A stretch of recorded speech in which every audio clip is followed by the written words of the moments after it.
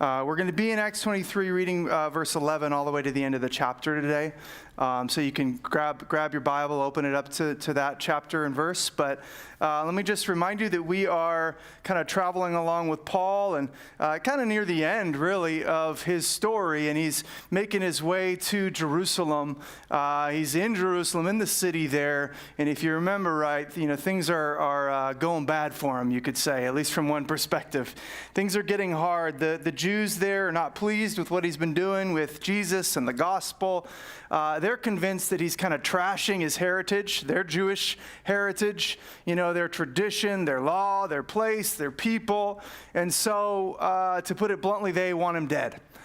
And what we see is there's kind of this back and forth tug of war between these Jews who are pulling at Paul and then the Roman authorities that are there in Jerusalem trying to reestablish some order, and make some sense of what in the world is going on, why everyone's in such an uproar. And so Paul is kind of this rag doll of sorts being tossed about between these folks. And you can see quite clearly that his life has been in jeopardy. It's kind of hanging in the balance at this point. And we spent all of the last time I was here on verse 11 of Acts 23, that glorious little slant of light that kind of breaks in through that single verse for Paul and for us. So this morning what I wanted to do was begin in verse 11, begin there, but this time we will carry on in the story all the way to the end of the chapter, all the way to verse 35. So we're going to be Acts 23, verse 11 to 35. Let me read that, we'll pray, and then dive in. And I'd just remind you, you got the worship guide to help you with some of my notes. If you really want a deeper dive, you can grab my manuscript online and follow along. But here, let's read these verses together. The following night, the Lord stood by him. This is Paul. The Lord stood by Paul and said, "Take courage, for as you have testified to the facts about me in Jerusalem, so you must also testify in Rome." When it was day, the Jews made a plot and bound themselves by an oath neither to eat nor drink till they had killed Paul. There were more than 40 who made this conspiracy. They went to the chief priests and elders and said, "We have strictly bound ourselves by an oath to taste no food till we have killed Paul. Now, therefore, you, along with the council, give notice to the tribune to bring him down to you, as though you were going to determine his case more exactly. And when we are ready to kill him, before he comes near." Now, the son of Paul's sister heard of their ambush. So he went and entered the barracks and told Paul. Paul called one of the centurions and said, "Take this young man to the tribune, for he has something to tell him." So he took him and brought him to the tribune and said, "Paul, the prisoner, called me and asked me to bring this young man to you, as he has something to say to you."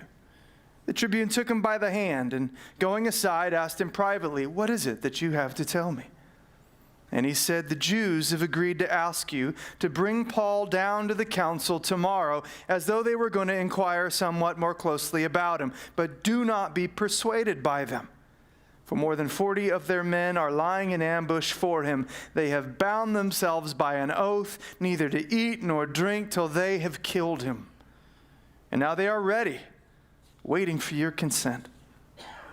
So the tribune dismissed the young man, charging him, "Tell no one that you have informed me of these things." And then he called 2 of the centurions, and he said, "Get ready 200 soldiers with 70 horsemen and 200 spearmen to go as far as Caesarea at the 3rd hour of the night," which I believe would have been like 9 p.m. "Also, provide mounts for Paul to ride and bring him safely to Felix the governor." And he wrote a letter to this effect. Claudius Lysias, that was the name of the tribune, the chief officer there in Jerusalem for Rome. "To His Excellency, the Governor Felix, greetings. This man was seized by the Jews and was about to be killed by them when I came upon them with the soldiers and rescued him, having learned that he was a Roman citizen. And desiring to know the charge for which they were accusing him, I brought him down to their council. I found that he was being accused about questions of their law, the Mosaic law and things, but charged with nothing deserving death or imprisonment according to Roman law. When it was disclosed to me that there would be a plot against the man, I sent him to you at once, ordering his accusers also to state before you what they have against him. This is the letter that the tribune sends with Paul to Caesarea and the governor there. Verse 31, we're almost done. So the soldiers, according to their instructions, took Paul and brought him by night to Antipatris. And on the next day they returned to the barracks, letting the horsemen go on with him. When they had come to Caesarea and delivered the letter to the governor, they presented Paul also before him. On reading the letter, he asked what province he was from. And when he learned that he was from Cilicia, he said, I will give you a hearing when your accusers arrive. And he commanded him to be guarded in Herod's praetorium. You still with me? All right, I'll take that as a maybe. Let's pray.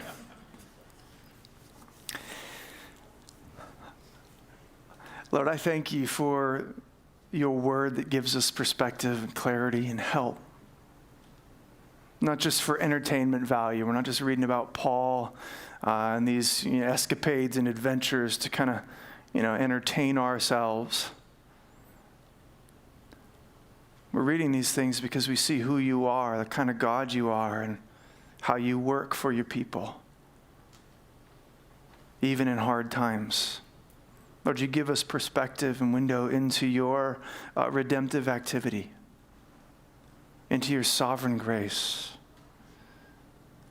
And so I ask, Lord, that right now, even as we dive into this story together, that would be what you would give each one of us, fresh perspective. I'm sure there's a lot of us who feel like things have gone hard in our lives and we don't know where you are, what you're doing. It would help to get above the trees of all that and see you're still on the move. You're still working for good. And so I just pray, would you use our time together in your word to realign us with your heart and your ways? Would you help my brothers and sisters? Help me here. Would you grant us the ability to hear what the Spirit would speak to us?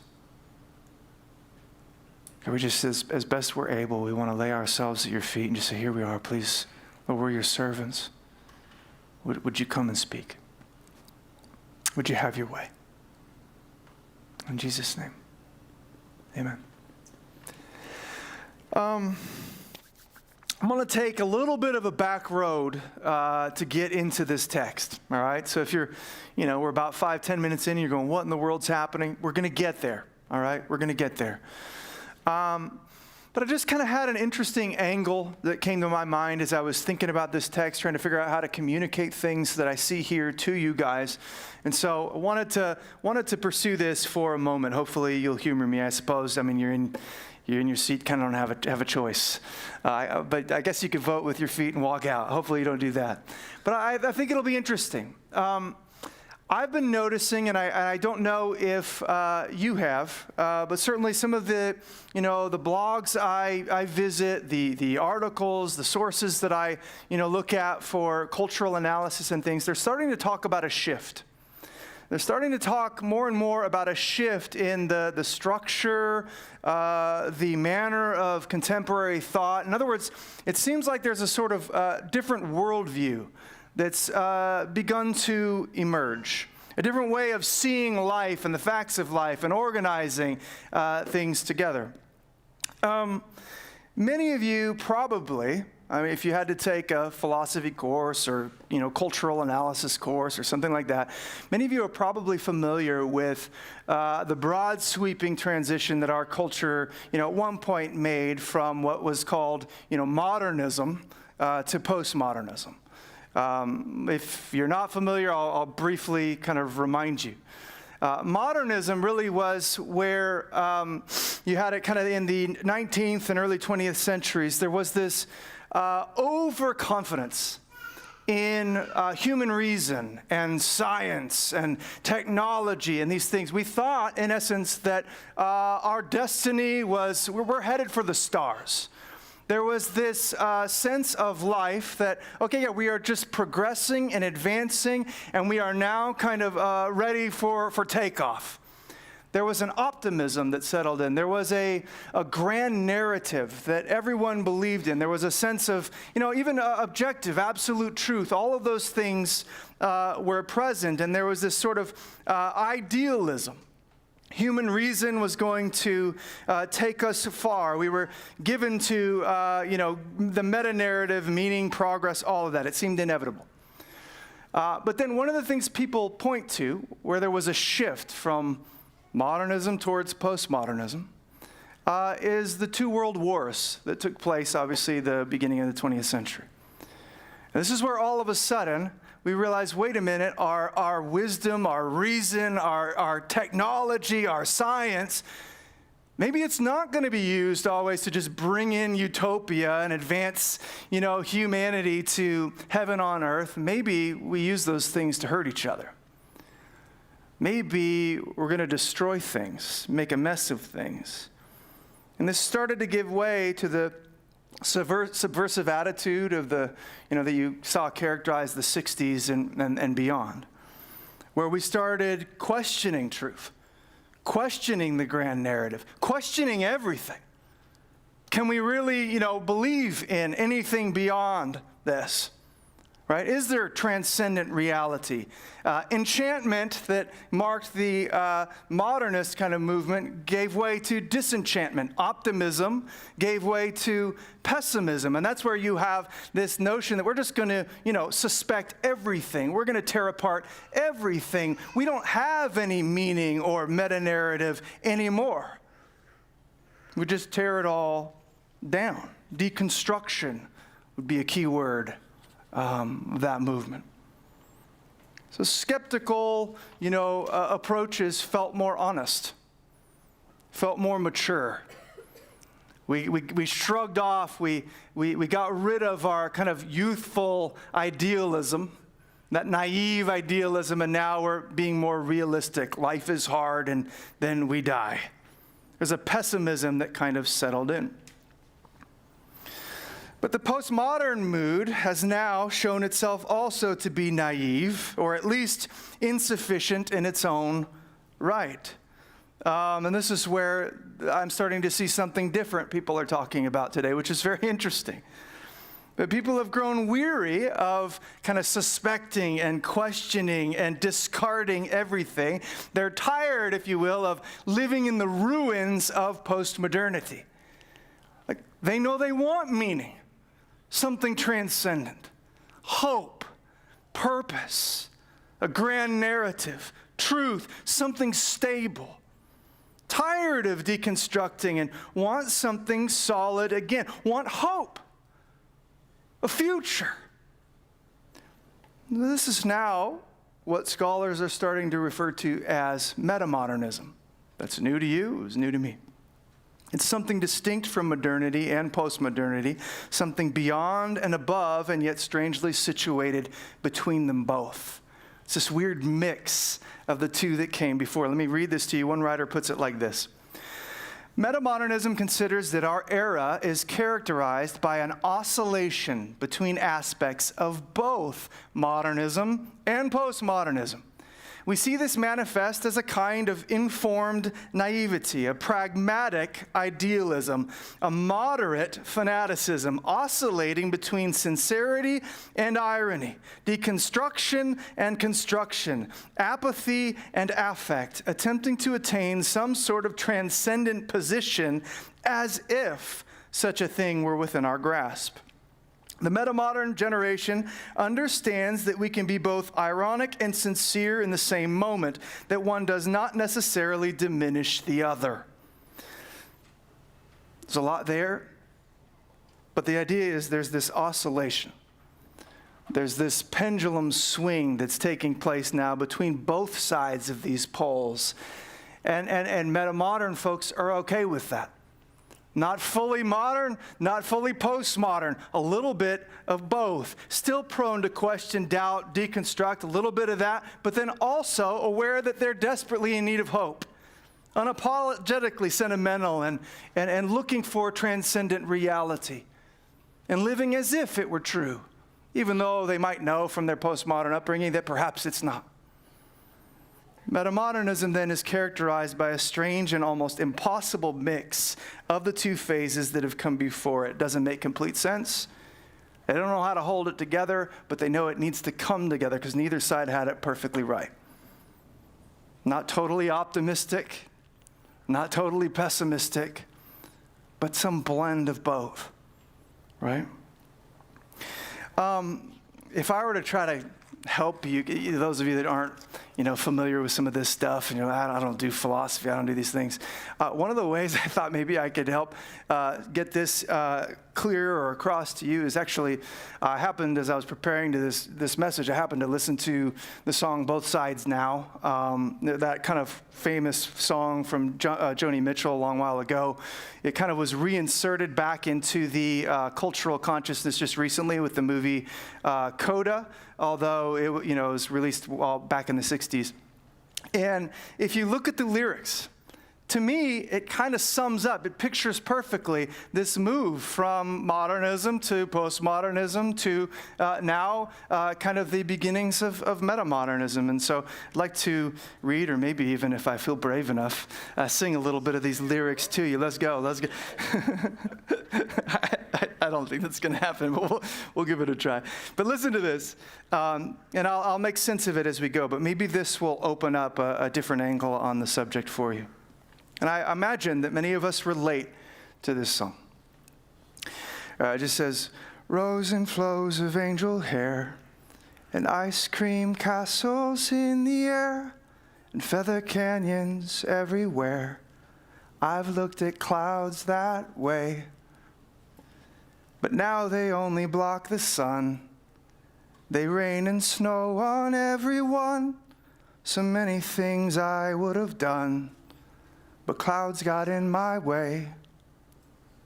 I've looked at clouds from both sides now, from up and down, and still somehow it's cloud illusions I recall. I really don't know clouds at all." I'm gonna give you one more because I think it's meaningful. No, please. I don't even know how to sing this song. I've heard it like a couple of times, but I feel like it's more meaningful to sing it than just to read it. "Moons and Junes and Ferris wheels, the dizzy dancing way you feel, as every fairy tale comes real. I've looked at love that way, but now it's just another show. You leave them laughing when you go, and if you care, don't let them know. Don't give yourself away. I've looked at love from both sides now, from give and take, and still somehow it's love's illusions I recall. I really don't know love at all." Keeps going, talks about life and things like that. But let me try to show you. So I think, listen to the song later, you'll see it. I want you to see kind of the movement in this song. There's a shift that takes place in each verse from optimism, idealism, to pessimism, and what we might initially think of as realism, right? The world at first seems like an enchanted place where anything is possible. It's all magic.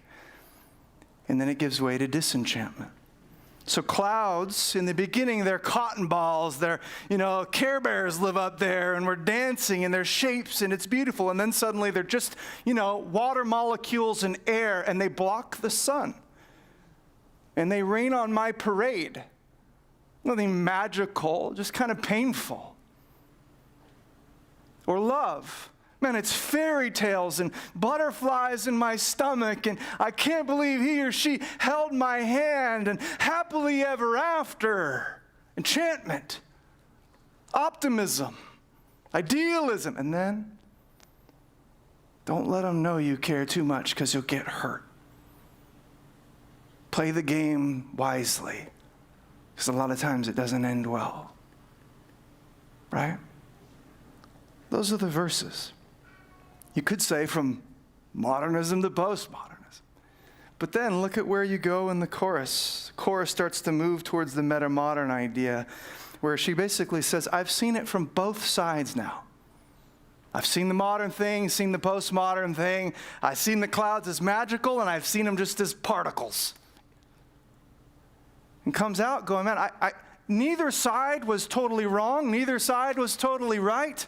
Both had something to offer. Both are kind of true. I know, in a sense, both need to come together, and yet I don't know how. I realize, man, I thought I've seen clouds, but I don't really know clouds at all. I thought I've experienced love, but I don't really know love at all. It's some strange mix of all these things, both of these sides, and I don't get how it comes together. I just know it should. It does. In other words, there's this oscillation, right?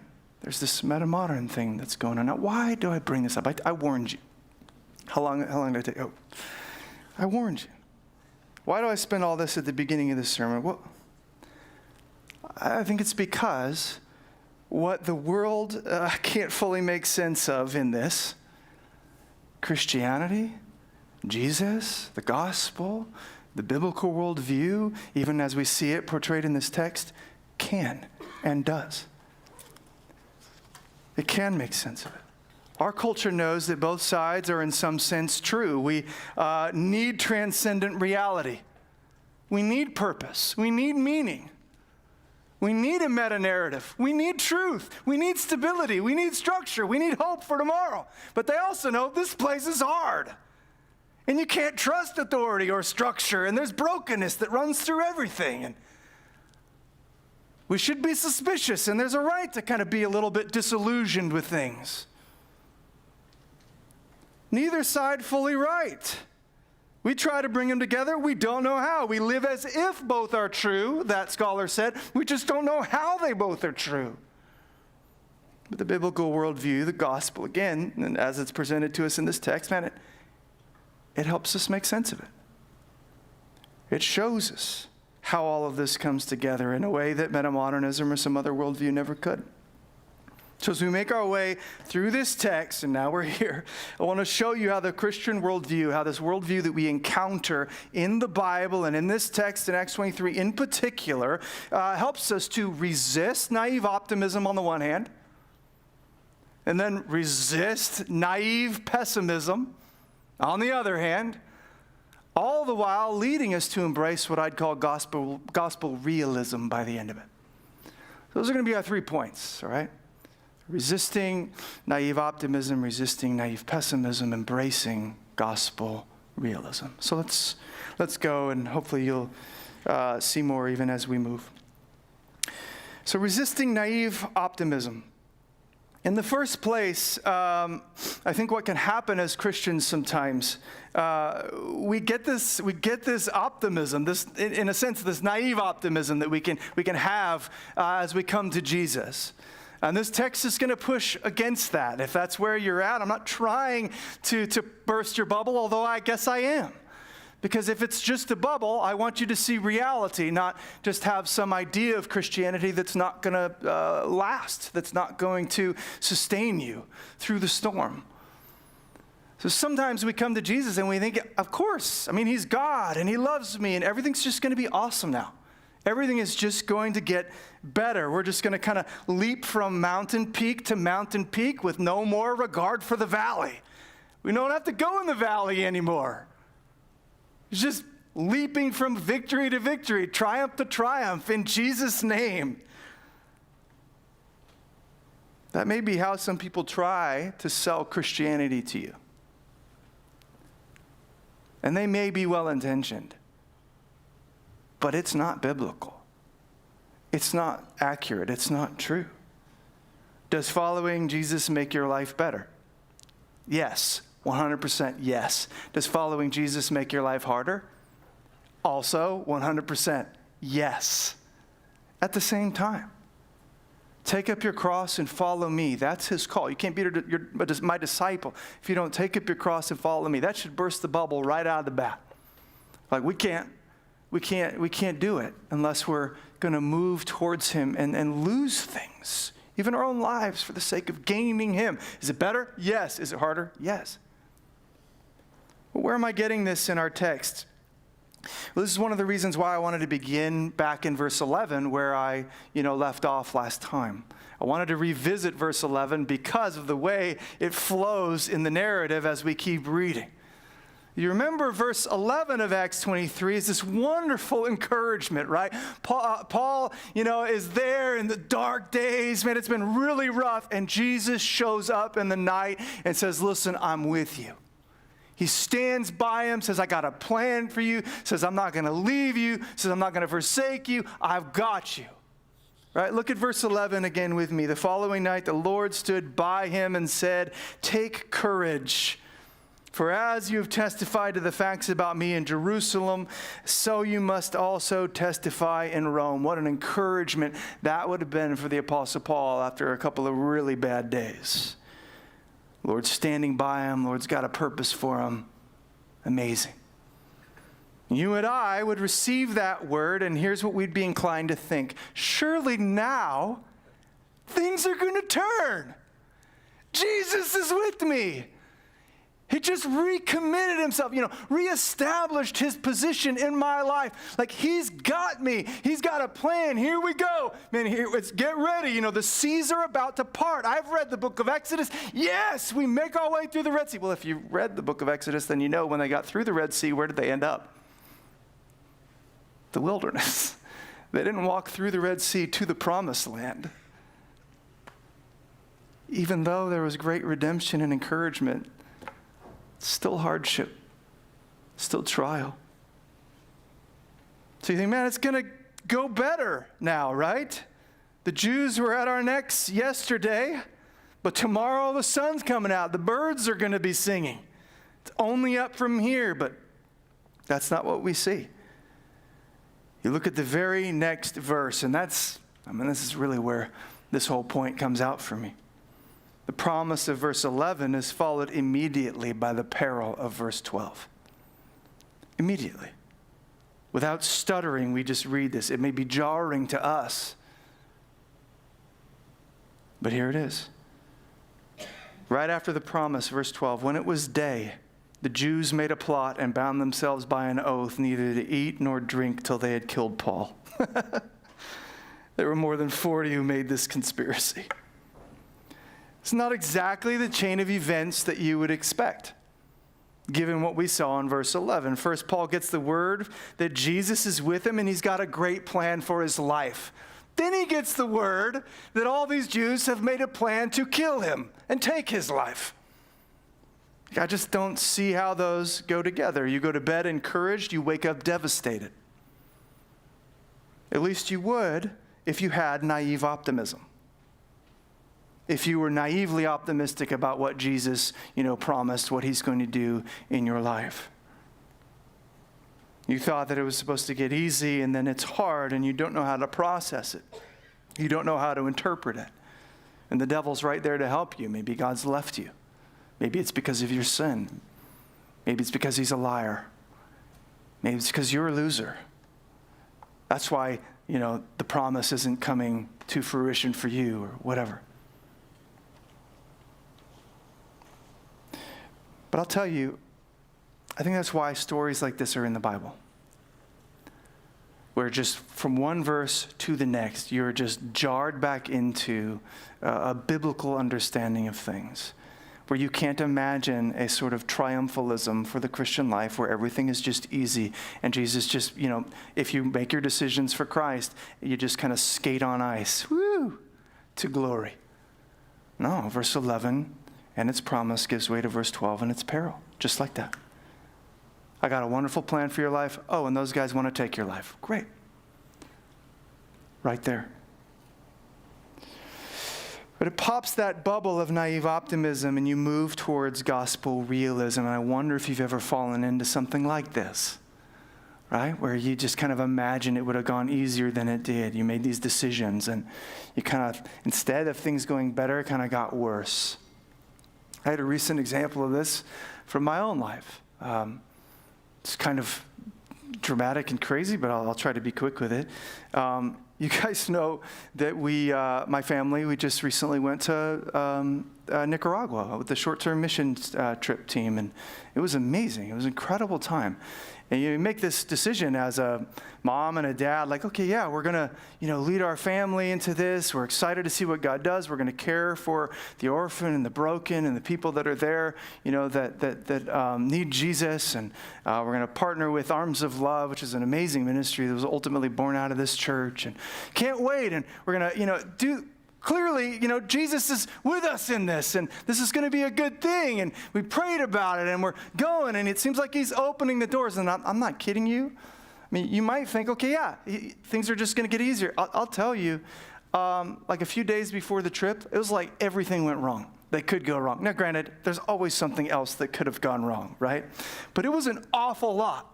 So much so that I wanted to briefly tell you this because, maybe this is a venting session, maybe this is my therapy session, but maybe this is also helpful for you. But I want you to think about this. So literally probably 4 or 5 days before the trip, all this stuff starts happening, before we're leaving the country and all these things. My wife and I, we've been going on walks in the evening, which is great. I recommend any husband, wife do this. It helps us because we got Chloe who can stay with our kids or whatever, I guess Chloe is one of my kids, but she's old enough now, so we can get out and talk or whatever. And we've been doing that. It was great. And we were doing that this night, and I don't even know how this happened, but my wife, she had sandals on, and somehow her sandal caught the pavement, uneven as it was, on the sidewalk. And it was like slow-mo, just went and then just face plant into the cement, okay? And I'm talking like it looked like she just got out of like a prize fight or something. So blood and black eye and big, lips and all this stuff. And it was so bad that it was like, okay, the doctor said, you got to come in. We need to look at her eye and all this stuff. Okay, so that happens. We're like, okay, well, you're just going to maybe look a little scary for the kids in Nicaragua, but that's going to be okay. We'll make it work.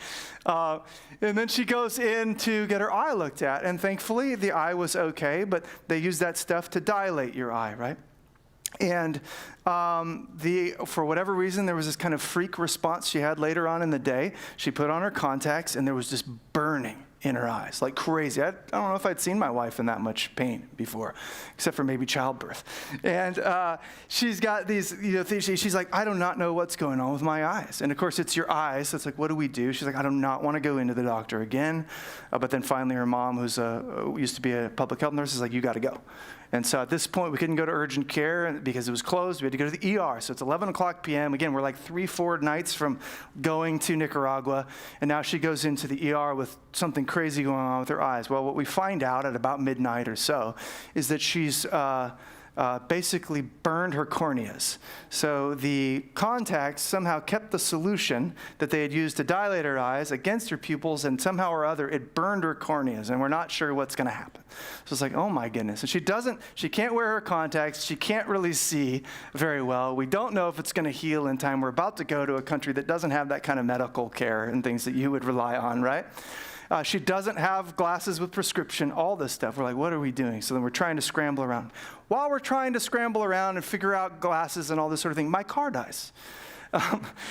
So then my alternator goes, and basically, if you know what that means, which I didn't, it basically means if you don't go right to the shop, you're not going to be able to start your car again because the battery won't recharge. So I had no choice. I got to go to the shop right away. So here we are. Okay, whatever. I'm at the shop now. Then, I get that taken care of, thankfully. We get home, and I'm literally like waiting for more things, right? And I get a text from my landlord at this point. And all he's done is forward me a message from my neighbor. And I guess she recorded our chickens. Okay. My chickens can be loud, okay? So I understand. I won't say anything more. But recorded my chickens and said, this is what I hear every day. You need to do something, basically. And we're about to leave for like 9-10 days. And the chickens are waking up earlier, and they are loud and annoying in the morning. And we've been going out to wake them up. So we're like, or to quiet them down. So it's like, what do we do? Oh my gosh, we're about to leave, right? What are we supposed to do with this? Now my landlord's upset. And then, I can't remember the order. I think it was then Levi gets sick. Then Bella gets sick. Then Chloe gets sick. And we're just a day before we're about to do a red eye to a foreign country, level 3 travel advisory. That's not exactly the safest environment. And it's like, oh my gosh, what are we doing? But that's just before the trip. Then you get on the trip. I'm sorry, I'm going to go fast. Stomach, when you get there, right? You eat the food, you drink the things, whatever happens. All of a sudden, now part of my family's got stomach stuff, okay? Which you don't need any more details than that, all right? Then, about 2 days into the trip, I start to get this crazy rash, all right? I don't even know what's going on. Starts one place, starts to spread. Chest, arms, shoulder, face, eyes. I'm like, what in the... By the time I get back, I don't know if you saw me last week. That was after medication and stuff. I literally woke up Saturday and I could not even see. My eyelids were so swollen. My whole face was like plastic. It was crazy. And I looked like I just, like Rocky Balboa after the Russian got a hold of him, if you saw, or like Quasimodo. I was like, I don't even know what is going on. Wasn't even sure I was going to make it to church, but they were able to get me some medication that could help. Then just to top it all off, we all got lice. No, we all didn't get lice. Some of us got lice from the kids. Because if you're, when you're in Nicaragua, listen, and in the situation that they're in, if you're triaging the situation, that's the lowest thing on the list. That may be the top of our list. Oh, lice, That's the lowest thing on their list. Okay, whatever. So, of course, if you're going to get near the kids, if you're going to love on the kids, if you're going to embrace the kids, you're going to get what the kids have. We're good now, don't worry. But I say all this, why? Because you make a decision to follow Jesus, and in some ways, you think, yes, it's just going to go smooth. Like, of course, we're going to love people. We're going to serve people. We're going to pour out our lives for the poor or whatever. Like, we want to live for Jesus. Of course, he's just going to, open up the doors and roll out the carriage or whatever. But it gets hard. I mean, what we deal with just getting there was nothing compared to what the people who deal with there as the staff. I was so heartbroken by some of the stories. One of the main ones, which some of you have heard. 2 years ago, they used to have this incredible property. We drove by it, amazing acreage, filled with, awesome stuff for the kids to do, and homes and all this, as they rehabilitated these children from these lives of abuse and things. What an amazing thing. But if you know anything about the government in Nicaragua, they can just say, we want that, and they did. We want that property. We like it. You did a good job maintaining it for us. Thank you. You have 48 hours. Go. And so then you see where the kids are now and where they're living, and you're like, that's where they could have been? It's so heartbreaking. And what do? God, we were serving you. We were giving our lives to the poor. We were, and this is what we get. You take this from us and you give us these dumps, and we're trying to make our, really? You complain? Well, if you're naively optimistic about the Christian life, then maybe you would complain. But if you have a biblical perspective, a gospel realism, then you go, of course it's hard. But Jesus is worth it all. And they kept rolling right along. You don't have naive optimism about everything, going well. If you have that, you shouldn't. It's not going to be a Disney movie. It's not going to be a Thomas Kincaid painting. There's not going to be a quaint little glow, to everything in your life once you come to Jesus. It gets hard. Satan is for real. People are evil. The flesh is a force to be reckoned with. This life is broken and under a curse and fallen. Following Jesus sometimes is going to be a gut punch. This is why... One last thing about Nicaragua, I'll be done with it. But this is why when Joey and I had a chance to lead the staff retreat for the people there, the thing that was on our heart to do is, we want to talk about suffering. We want to give them a theology of suffering if we can. For us, it's largely theoretical, right, compared to what they've dealt with. But if we can help them with the scriptures, get a sense of where God is at in the midst of suffering, so they don't have a naive optimism that if I pray in the right way or say the right thing, he's just going to heal, he's just going to make everything right. But sometimes it's hard and he's in it anyways. Like if we can put ballast in their boat so when the sea starts foaming, they're steady. That's what we want to do, right? And so that's what we tried to do. Because we realize that's what we need, that's what they need. Not naive optimism, but gospel realism. So this text won't let us fall off on the side of naive optimism, but neither will it let us fall off on the side of naive pessimism. So it resists naive pessimism as well. The temptation, perhaps, and maybe some of you are in this place, after you've experienced some of the hardship and the suffering of the Christian life, sometimes you come out of the end and go, gosh, I guess it is just going to stink until heaven. I'll be excited for heaven, but until then, you're a little bit jaded. Like, the Lord disciplines those he loves. Like, that's great. He loves me, I guess, but this hurts and I don't like it. And you kind of lose hope. Pessimism starts to settle into your soul.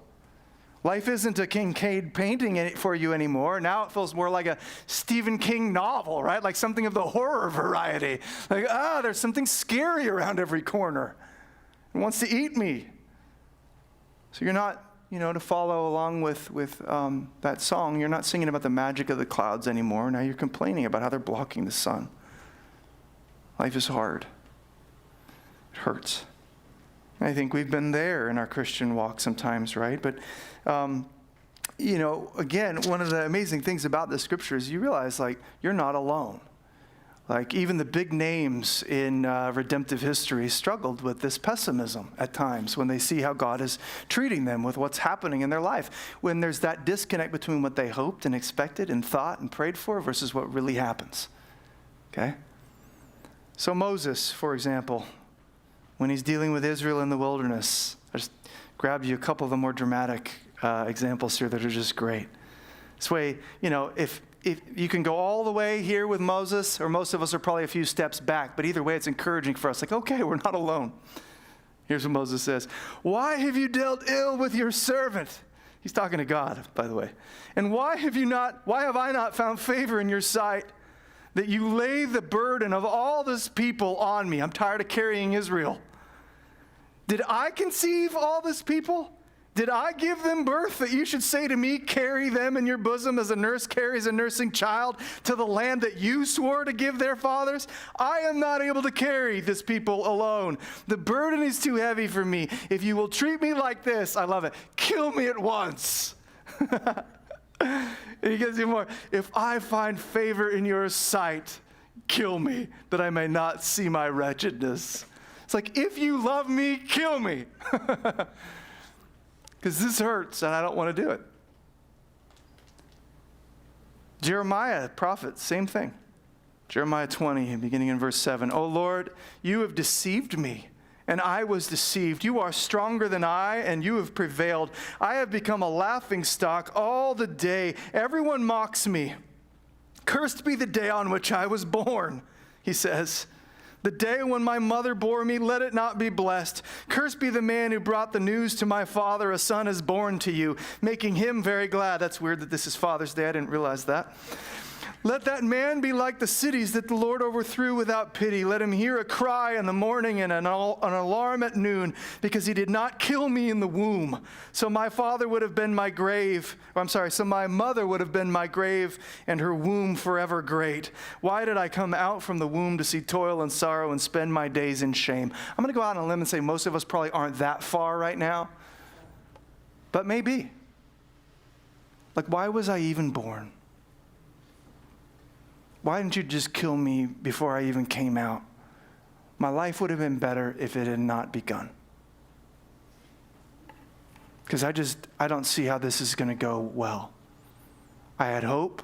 Like if you're Jeremiah, you give me a word, I'm going to speak, it's going to accomplish all these things, and now I realize everyone just hates me, wants to kill me, and you seem like you've abandoned me. Why am I doing this? So you see how pessimism can kind of settle in, right? You feel something like that. Stuff you thought he'd do, hoped he would do, and he's not doing it. What now? Well, I'll tell you, this pessimism, while in one sense it's a necessary corrective to that naive optimism, from a biblical perspective, it's just as naive to be this pessimistic, because it also doesn't account for the whole story, the whole picture. As far as our text in Acts 23 goes, we're not allowed to see things as only bad here, not even close. You're not allowed to just go black or white. It's this crazy mix of both here. But you notice, right? Instead, what we get is this view of a sovereign God who can take what these Jewish conspirators mean for evil against Paul and turn it for his good. That's what happens if you look at the story. So it's not naively optimistic. Things are really hard, and these guys really do want to kill him. But it's also not naively pessimistic, because Jesus really is with Paul, and he really is on the move, and he really is able to work and fulfill, his promise and his purpose for him in surprising, unexpected ways. Let me just make a couple observations on this. Observation number one. I wonder if you notice the curse, you could say, or their curse, the curse of Paul's enemies here, circles back on themselves. Their curse circles back. I want you to notice how Jesus uses the vitriol, the enmity, the anger, the fury of Paul's enemies to kind of undo his enemies. He flips their attack of Paul back on themselves. I think it's kind of implicit in the oath that they make. Do you notice this? The oath that they make is, we will not eat or drink until we've killed him. Okay. I don't know why I said that so sinisterly, but it seemed right. We're not going to eat or drink until Paul is dead. Now, the word that's used for they take an oath there, it's anathematizo. It's where we get that word anathema, if you've heard of that, accursed. The idea is they're invoking a curse on themselves, saying, listen, may God kill us if we don't kill him. We will not eat until he's dead. And the great thing is, Paul isn't dead, right? Paul, they don't kill him. They don't get a hold of him. God rescues him. So this oath, this commitment that they make, this curse that they utter, it kind of falls back on them. It was intended for Paul, falls back on them because, man, well, what do we do now? I can't eat. I can't drink. Now, I'm assuming they broke the vow and ate and drank because they don't have that much regard for God or their word. But regardless, it's this picture of how when our enemies come at us, God flips their energy back on themselves, flips their curse back on themselves. And what they intended to be Paul's death becomes their own. It's beautiful, a picture of how God works. And he always works this way for his people. So David puts it in Psalm 7:14-16. Behold, the wicked man conceives evil and is pregnant with mischief and gives birth to lies. He makes a pit, digging it out, and falls into the hole that he has made. You know how many of these verses there are in the Psalms and the Proverbs. You dig a hole for someone else to fall in, and you fall into it yourself. You lay a trap for someone else to get caught in, and you get caught in it yourself. His mischief returns upon his own head, and on his own skull his violence descends. God takes all your energy that you meant for evil and circles it back on you. Or think of what Isaiah famously says in Isaiah 54:17. No weapon that is formed against you will prosper, and every tongue that accuses you in judgment you will condemn. In other words, they intend to hurt you, but they will only hurt themselves. They intend to condemn you, they will only bring condemnation upon themselves. That's how God works. It's sovereign grace. It's not immediately just pushing back. It's kind of amazingly, surprisingly taking the energy of our enemies and using it against themselves. He flips the curse. That's how God works in Acts 23. It's how God works for you and me. No weapon formed against you, if you're in Christ, will prosper. Whether it's a weapon of man or of devil, if he is for you, who can be against you? No one. Observation number 2, the fury of Paul's enemies actually push the story forward, push Paul forward, push God's plan forward. Their fury pushes forward. Their curse circles back. Their fury pushes forward. Note this, all the anger against Paul, all their desire to kill him, all this stuff, what does it end up doing? All it does is push him further along towards Rome, which is where Jesus said, I got a plan for you in Rome. I want to get you to Rome. All they did was help Jesus along at the end of the day, kind of fulfill his plan and purpose for Paul. All this fury just moved him further in God's plan. You remember back in verse 11, don't worry, I've got a plan for you in Rome. What gets him to Rome? Persecution. Not a red carpet. Not a royal chariot. Persecution gets him on his way closer to Rome. This is what gets him going, if you noticed in our story, from Jerusalem to Caesarea. Caesarea was the seat of the Roman government there in the region of Judea. It was an administrative center in the Roman Empire. Paul's getting closer to the heart of the Roman Empire. How? By way of persecution. The fury of his enemies pushed the plan of God forward. And what's crazy to me, if you look at the story, it's like God gives a little wink in the middle of it, like just to kind of show us. He just flexes his muscle just a little bit, just to show us, here's how sovereign and good I am. Did you notice kind of the provision for Paul in this journey towards Caesarea? It's awesome. Because it's not like Paul just gets there to Caesarea barely by the skin of his teeth, like, run for your life. No, it's like he rolls in style. Did you catch this? He's got like a full-on entourage with him, right? So you remember there were 40-plus Jewish conspirators that wanted his life. And then God puts it on the heart of this tribune to just deck Paul out with all these brothers, keeping him safe on his route to Caesarea, verses 23 to 24. Then he called 2 of the centurions and said, get ready, 200 soldiers with 70 horsemen and 200 spearmen to go as far as Caesarea at the 3rd hour of the night. Oh, and also provide mounts for Paul to ride. Like, give him a steed too. It's like awesome. It's this little wink from the Lord. Like, hey, even in the middle of hardship, I've got you. I'm carrying you along. Like one commentator puts it like this: if the garrison in Jerusalem was a normal Roman cohort, 200 soldiers would have been about half the force available. The total company of infantry, cavalry, and light armed troops was 12 times larger than the band of 40 terrorists. 12 times larger, just extravagant, lavish provision to accent God's presence with us and provision for us, even in the midst of trial and hardship. These guys are trying to stop God's plan for Paul's life, but they ultimately help him fulfill it. Even the enemies of God become his servants in the end. So I could tell you personally, with Nicaragua, for example, all those trials and inconveniences, you might thought, man, maybe they're like, thank God we're back in America or United States and we don't have to go back again. Maybe it took the wind out of our sails and we don't. I'll tell you, in our weakness, God's grace was sufficient. We experienced the sufficiency of his grace. And every one of my family members, kids included, when it was all done, was it hard? Yes. Was I uncomfortable? Certainly. I had a rash all over my body. But man, at the end of it, you want to know what every single one of us said? When do we get to go back? When do we get to go back?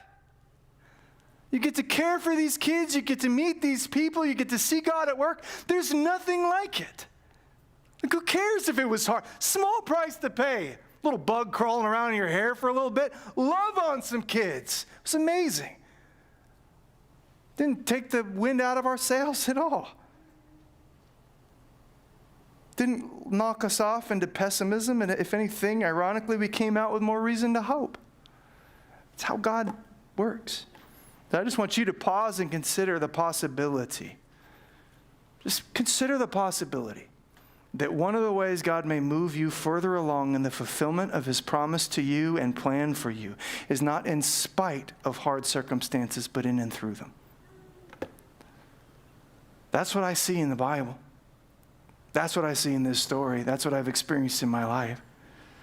What if the thing you are dreading right now, what if the thing that you are up at night, turning over in your bed, sweating over, worried about? What if the thing you are begging God to take from you, to get rid of, to change in your life is the very thing that God is going to use to bring blessing to you and to push you further towards good things? That's what I see in the scriptures. So let's just pause on our interpretation of these things for a moment. Don't let the devil lead you into interpretation of your circumstances with the flesh alone. No. Let the Spirit in on that. Because, man, it may be hard, and this is not naive optimism. It's hard. It hurts, but God is up to good. He's there. He's at work. This leads us now to gospel realism, and I'll draw things to a close here. We're not given to a naive optimism on the one hand, right? But nor are we given to a naive pessimism on the other. Instead, my hope is, as we kind of follow along with Paul, and really as we read the scriptures and we catch the biblical worldview and the gospel and all this, we come to what I've been calling a gospel realism. We see things, as they really are from God, in God. And I say it's gospel realism because it's really a perspective on life that's grounded in and held together by what Jesus accomplishes for us at the cross. That's where we get this kind of balancing act between, optimism and pessimism. We see the cross, the gospel gets us a realistic perspective. The cross won't let you and I be naively optimistic. You realize this? It won't let us be naively optimistic. Jesus gets painfully honest with us at the cross. You realize that the cross, the gospel, it is an indictment. It is a rebuke before it's ever an encouragement to us. Because what the gospel communicates, what the cross communicates is, man, this is how bad we are. Our sin deserves the wrath of God. We don't get to kind of sit with, the modernist kind of movement saying, man, it's only up from here. Just unbridle us. Let human reasoning, have its way, and we are headed for the stars. No, we realize, we can do some awesome stuff tech-wise, and AI, isn't that fancy and everything? But I'll tell you, it will not be able to fix what's wrong with the human heart. So we will just continue to use our technology for some good things and for some horrible things. Because the issue is under here, and the cross won't let us be, naively optimistic. We are sinners. We deserve the wrath of God for our sin. We are not just awesome. We're broken. But the cross also won't let us get naively pessimistic. Because it doesn't end with Jesus just dead there on the cross. He rises from the dead. And beyond that, what we realize is he goes to the cross not just because we're so bad and he had to, but because we're so loved and he wanted to. He chose to. That's how loved you are, even though you're broken and rebellious and sinful. That's how much you're cherished. He didn't have to go through with it. He wanted to go through with it, chose to go through it, to get you right with him, right with the Father, to give you a future and a hope, to draw you up into that transcendent reality, to let you be a part of that grand narrative that is headed towards the stars. It's amazing. It's the gospel. It's gospel realism. Brings all this together in a way that modernism, postmodernism, and even now metamodernism or whatever worldview never could. You see reality, life as it really is, filtered through the cross of our Savior. And so I suppose my closing plea will be just this, don't just embrace gospel realism as an idea. The plea at the center of it really is, man, let's come to the one who ultimately is at the center of gospel realism, the one who is at the center of the gospel, the one who went to the cross for you, Jesus. It's not just a new way of seeing life, it's a person to know. It's a God who cares for you, loves you, and is with you in the storm, is leading you through all this for good. And so that's where we go now as we pray and we sing. Would you pray with me? Jesus, I thank you for your love for us.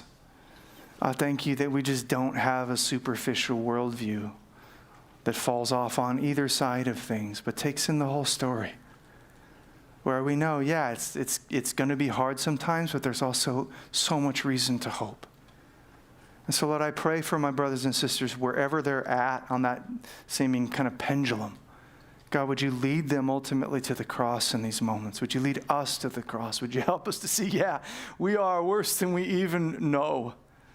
We deserve a more terrifying prospect than we even realize, and yet Gosh, our future is more bright than we can even imagine because of you. And so we thank you. We invite you here. Cast ourselves upon you again, Lord. Would you meet with us? In your name, amen.